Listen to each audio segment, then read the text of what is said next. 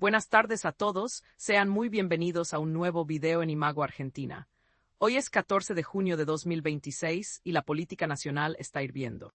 Tenemos una jornada cargada de información donde el centro de la escena está ocupado por la tremenda tormenta que enfrenta el jefe de gabinete, Manuel Adorni, pero también hay movimientos clave en el peronismo, intentando organizarse para 2027, y una fuerte crisis institucional en Santa Cruz que merece nuestra atención.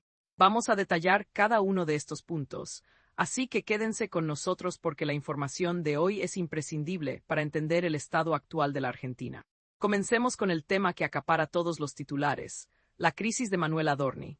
Si hay algo que quedó claro esta semana, es que el funcionario se ha convertido en lo que muchos analistas ya llaman el enemigo público número uno dentro del propio gobierno.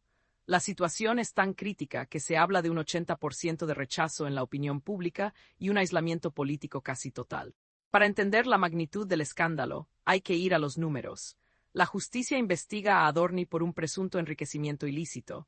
Su patrimonio habría saltado de 20 millones de pesos a 944 millones de pesos en un periodo muy breve. Ante la justicia, el funcionario intentó justificar este incremento explicando que se debió a una herencia familiar y a tenencias de Bitcoin que tuvo entre 2013 y 2018. Sin embargo, la explicación no convenció y abrió más dudas que certezas. Uno de los puntos más polémicos es que el propio Adorni reconoció haber omitido en sus declaraciones juradas anteriores la suma de USD 500.000. Este reconocimiento fue un golpe duro para su credibilidad. Según informaron diversos medios, el funcionario habría incorporado USD 513.000 no declarados, atribuyéndolos a esas operaciones de criptomoneda. El juez Ariel Lijo está a cargo de la investigación judicial, acompañado por el fiscal Gerardo Poricita, dos figuras conocidas en el ámbito judicial argentino. Pero el problema no es solo judicial, es profundamente político. Adorni está prácticamente solo. El rechazo no viene solo de la oposición, sino que dentro del oficialismo se observan grietas cada vez más amplias.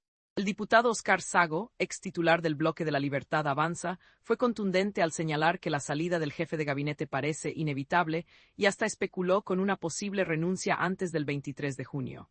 La frase que circula entre los propios aliados es fuerte. El tipo nos mintió, nos tomó de boludos, expresaron desde Córdoba. La oposición no está perdiendo tiempo. Avanzan con una moción de censura, un mecanismo constitucional que permite al Congreso destituir a funcionarios del Poder Ejecutivo por mal desempeño. La estrategia está detallada. En diputados, la oposición necesita 129 firmas para alcanzar el quórum especial y ya cuentan con aproximadamente 120 firmas comprometidas. Faltan pocas. En el Senado, la situación es diferente. Se requieren 37 votos para aprobar la destitución, y la vicepresidenta Victoria Villarruel convocó a una sesión de labor parlamentaria para el 18 de junio, en lo que se anticipa como un duelo legislativo de alto voltaje. Lo curioso del caso es la posición del presidente Javier Milei. A pesar del escándalo y del desgaste, Milei sostiene a Adorni en su cargo. Los analistas interpretan que este sostén es más por obstinación que por táctica política. Sin embargo, el entorno presidencial muestra señales contradictorias. La figura de Karina Milei es clave aquí. Fuentes consultadas indican que la secretaria general habría dado libertad a los ministros para opinar sobre el tema, lo que se lee como un claro distanciamiento. Incluso se mencionó una situación en una reunión política donde Karina Milei llevó una torta a Patricia Bullrich y en la foto Adorni quedó relegado a un costado, una imagen que vale más que 1000 palabras. Y hablando de Patricia Bullrich, el PRO condicionó su respaldo a la continuidad de Adorni, mientras que la UCR fue aún más directa, afirmando que el funcionario mintió al Congreso. Con socios y aliados pidiendo discretamente la renuncia y la oposición organizándose para censurarlo, el panorama para Adorni es desolador. Un dato impactante que surgió es que el 42,1% de la opinión pública cree que Milei sostiene a Adorni porque el funcionario posee información sobre irregularidades en el gobierno. Una percepción de complicidad o defensa que complica aún más la narrativa presidencial. Ante este escenario, ¿cuáles son las estrategias del gobierno? Fuentes del oficialismo indican que evalúan adelantar el informe de gestión de Adorni al 2 de julio. Pero hay una jugada más audaz aún. Si el Congreso aprueba la moción de censura, Milei podría volver a designarlo por decreto. Esto generaría un conflicto institucional mayúsculo, pero es una tarjeta que el oficialismo tiene sobre la mesa.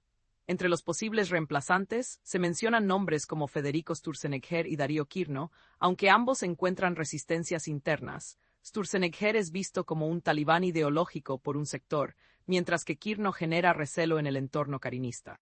Un dato para tener en cuenta. Adorni, su esposa Bettina Angeletti y unos 30 funcionarios y diputados libertarios se anotaron en el régimen de inocencia fiscal. Se sabe que la esposa del jefe de gabinete habría expresado tiempo atrás su deseo de ir a vivir a Estados Unidos.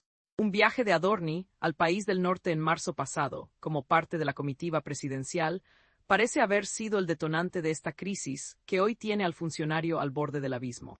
Y aquí viene una reflexión interesante desde el análisis político. El peronismo, que podría estar festejando esta debilidad del gobierno, está calculando sus movimientos con suma atención. ¿Por qué? Porque el razonamiento en los pasillos de la oposición es que si el peronismo acelera la moción de censura y eyecta a Adorni, le estaría haciendo un favor involuntario a Milei. El presidente no encuentra una salida airosa. Si la oposición lo saca, Milei podría desplazarlo sin pagar el costo político de la decisión. Adorni no caería por sus cambios patrimoniales, sino por una maniobra de la oposición, y eso sería un error táctico para el peronismo según sus propios estrategas. Y ya que mencionamos al peronismo, cambiemos de foco hacia la oposición. Hoy más que nunca, el justicialismo se define como una mesa sin cabecera. Ya no hay figuras únicas que ordenen por decreto, es un peronismo policéntrico obligado a construir consensos. En voz baja, pero con mucha intensidad, están discutiendo cómo reorganizarse para las elecciones presidenciales de 2027.